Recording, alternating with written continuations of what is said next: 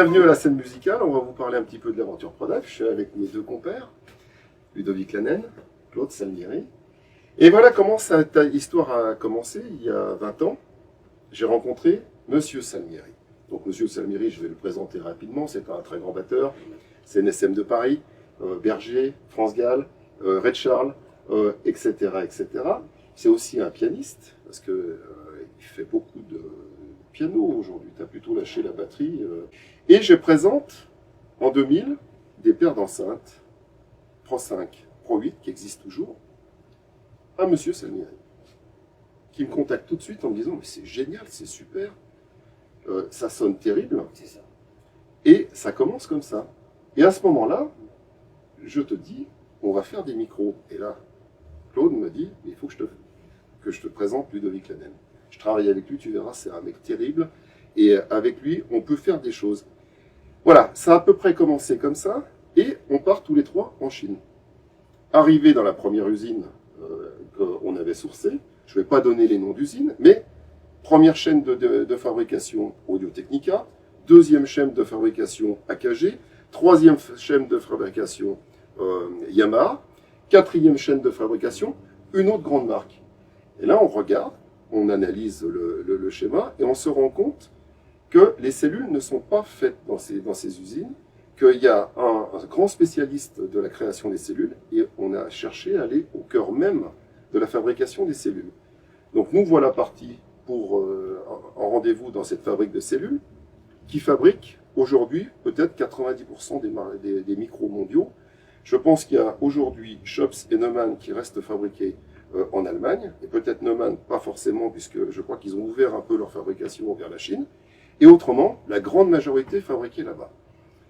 Et c'est comme ça que cette aventure a commencé avec le premier qui était le TT1, et je vais laisser Ludo nous parler un petit peu de la conception du TT1, comment on est arrivé à choisir cette cellule et pourquoi. Oui, donc je vais faire une petite généralité avant.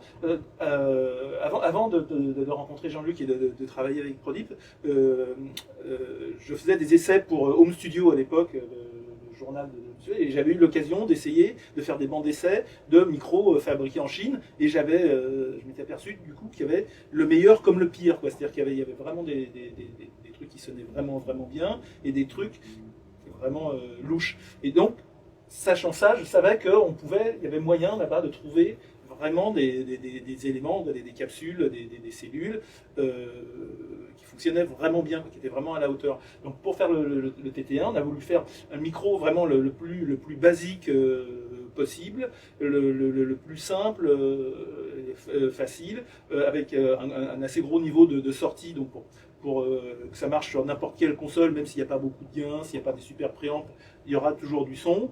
Et c'est un micro, c'est un tank, quoi. C'est un micro qui tombe jamais en panne. Il y a des gens qui en ont depuis je ne sais pas combien de temps, et ça bronche pas, quoi. Donc on a essayé, je ne sais plus, ça va être 45 ou 50 cellules différentes. Ce qu'il faut savoir, c'est que bon, aujourd'hui, il y a des très grandes marques. Shure est une marque fabuleuse. Il y a AKG, Audio-Technica, sont tous des marques fabuleuses.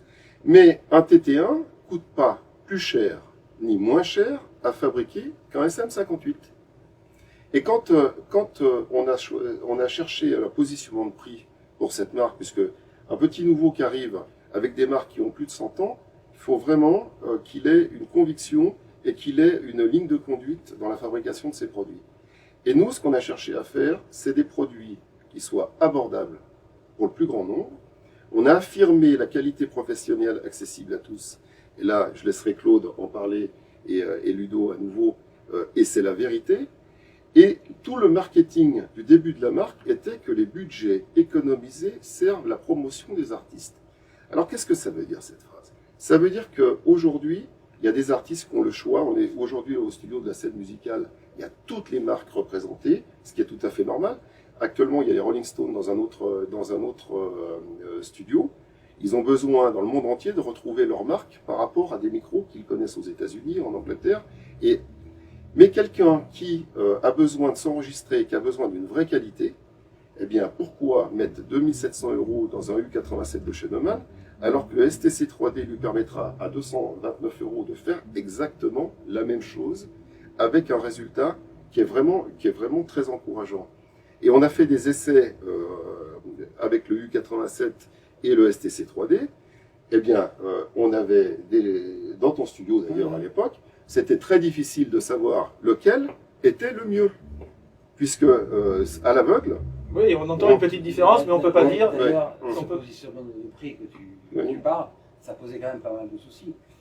Beaucoup de personnes ne prenaient pas le produit au sérieux.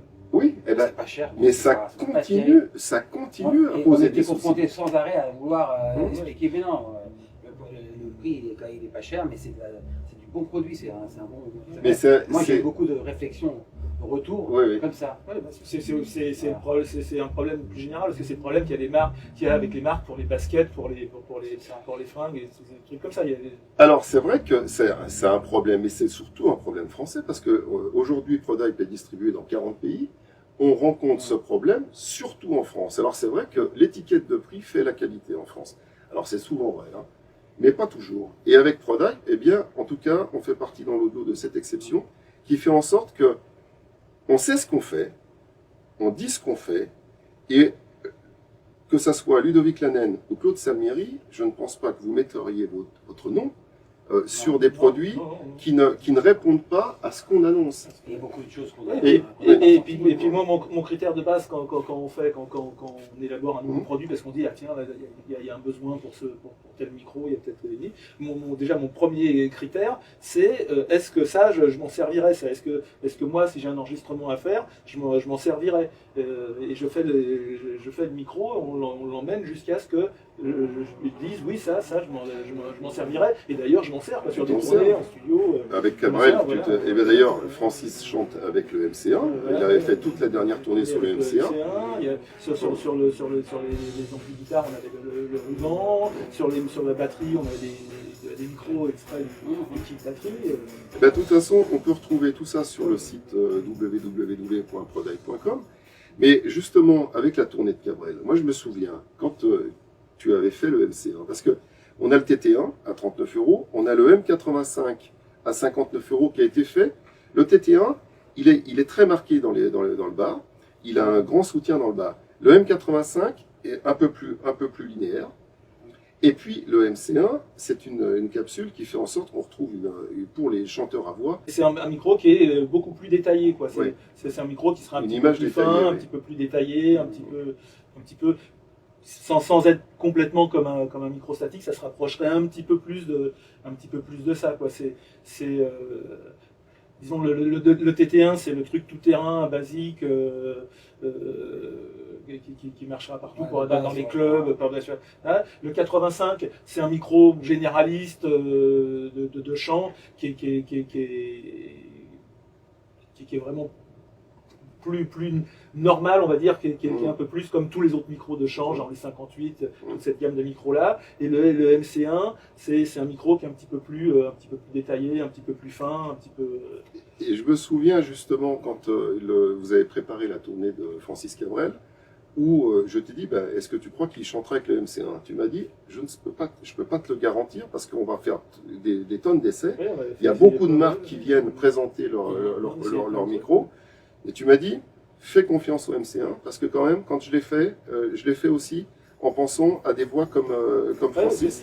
Justement, pour avoir, quand on a fait le MC1, on voulait justement un micro de chant pas coloré, c'est-à-dire pas comme le 58 qui a une bosse de présence très marquée, ce qui est bien dans certains cas, mais qui ne va pas sur certaines voix. On voulait un micro beaucoup plus neutre que ça. Et le résultat, il l'a choisi. Et c'est un micro qui se vend dans le commerce à 89 €.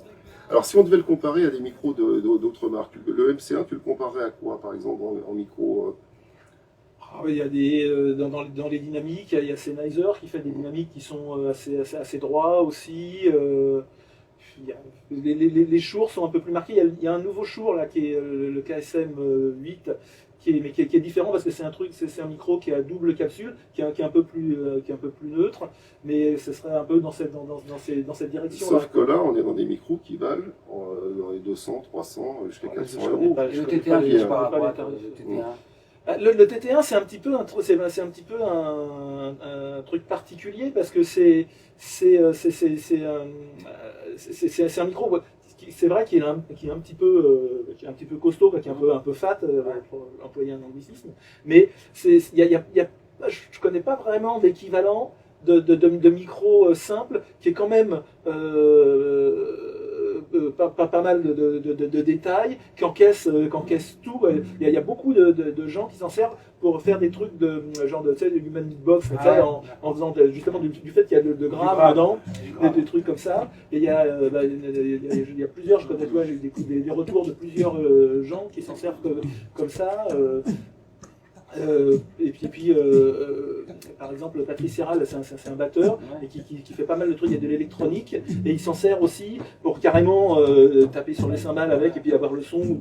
Il s'en sert presque de baguette, et puis il s'en sert aussi pour faire des boucles, de trucs comme ça. Et le TT1 instrument, c'est un peu la. Alors, le TT1 instrument, c'est la même chose sans la bonnette en mousse.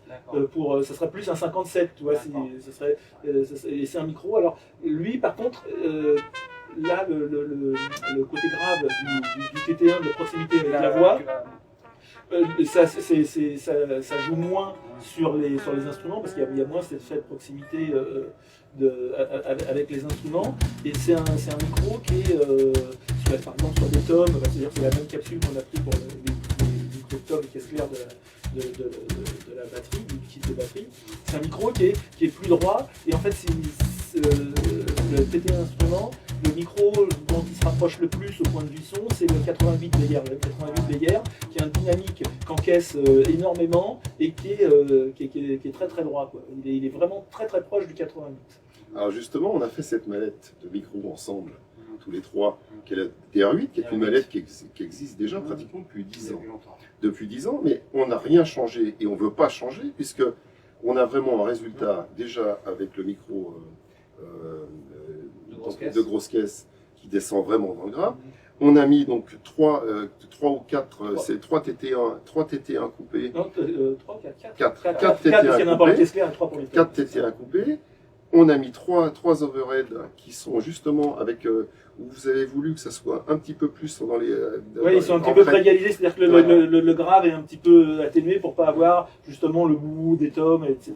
dedans. Et toi, tu enregistres pratiquement tout ce que tu fais avec ces micros. Mais il y en a d'autres. Donne-moi des noms un petit peu de batteurs de français qui l'utilisent. Loïc Pontieux, Loïc il utilise pratiquement tout. Il y a André Secarelli, il y a. Des bons micros, et vous voyez, pour faire la synthèse de ce qu'on disait, donc on est allé d'abord choisir les cellules à la source d'un fabricant de cellules. Et ensuite, quand les cellules, on les met au point avec une ingénierie qui est de pointe aujourd'hui, et on va assembler dans des usines en Chine pour faire des produits. La mallette de micro-batterie est à 329 €, le TT1, je rappelle, 39 €, 59 €. Mais on arrive à des produits où dans le catalogue ProDype, il n'y a pas un produit dans lequel on ne peut pas être fier du résultat et fier de dire, là, les gars, vous pouvez y aller, vous pouvez utiliser ce produit, ça fera et ça marche et ça fera. Avec. Alors, on parlait tout à l'heure, moi je vais vous raconter une petite anecdote, elle date de vendredi dernier. J'ai un magasin de musique en France que je ne cite pas, qui m'appelle, qui me dit, oui mais alors ProDype, moi, ils me demandent tous du Rode. Et puis je ne sais pas pourquoi, je lui dis, écoute, Joël, puisque son prénom c'est Joël, dit Joël, c'est toi le responsable. S'il te demande du Rode, et parce que tu n'as pas de ProDype, tu continues à me dire, au bout de 15 ans, ah ben oui, on est distribué dans 40 pays ça fonctionne. Ça fonctionne aujourd'hui dans pratiquement 200 magasins de musique, il y en a toujours un dans lequel, ah oui, mais alors, oui, mais c'est bien, et on me demande encore si c'est bien. C'est la même chose quand on va au restaurant, qu'on pousse la porte, vous croyez que c'est bien? Ah, je ne vais pas dire son nom, mais je vais pas dire son nom. Mais la difficulté aujourd'hui, on voit bien que des fois, les magasins sont fossoyeurs des propres images qu'on veut donner, parce qu'il faut que, si vous voyez cette vidéo et que vous voyez le sérieux qu'on a mis dans cette marque, eh bien n'hésitez pas, faites confiance à vos oreilles. Allez dans un magasin, testez les micros. Le Louis fait partie des 5 sens, c'est pas pour rien. Et vous verrez aussi au toucher la qualité. On a ici qu'il y a une qualité.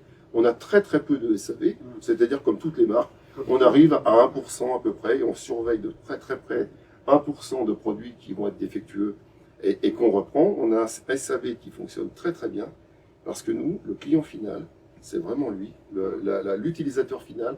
C'est lui qu'on veut, il peut avoir confiance en oui, puis de toute façon, on est obligé, parce qu'en venant, en étant moins connu, en étant un petit challenger, si on n'a pas, je veux dire, si on livre pas des trucs de qualité et qui tiennent, ça va pas durer longtemps. Ça va pas durer longtemps. Faites confiance, si vous êtes souple, faites-nous confiance. Je voulais juste rajouter, Prodhype, c'est une marque française. C'est-à-dire que est-ce que ça prendrait à certaines personnes de dire que Shure est une marque chinoise, que Yamaha est une marque chinoise, que Audio-Technica est une marque chinoise, qu'AKG est une marque chinoise, alors qu'ils sont tous fabriqués, et aussi dans des usines avec lesquelles on travaille, ils sont tous fabriqués là-bas. La recherche-développement, on le fait en France. Ensuite, on va utiliser cette usine en Chine qui fait les cellules, où là, il y a de vrais ingénieurs qui... Et toutes les recommandations, quand tu leur donnes des cours en disant, moi, il faut m'enlever un... Eh ben, ils arrivent à nous cadrer cette cellule comme tu le souhaites. Et après, on reste une marque française. Alors, aujourd'hui, aidez-nous et défendez Prodhype si vous aimez cette marque. Et je sais qu'il y a énormément d'artistes qui la défendent parce qu'ils l'utilisent au quotidien. Comme une marque française, ne laissez plus dire autour de vous que Prodhype est une marque chinoise. Parce que c'est faux. Et puis la Chine est un très grand pays avec qui on est très fiers. Moi, je suis très fier de collaborer avec les Chinois. C'est des gens formidables. On est dans une mondialisation où il n'y a pas des surhommes et des sous-hommes. Il y a des hommes sur cette planète et dans lequel, eh bien, Chinois et Français, quand on collabore, eh bien, on fait Prodhype. Alors maintenant, je vais vous présenter Serge Baptine, que vous connaissez tous les deux, qui va nous parler de son expérience.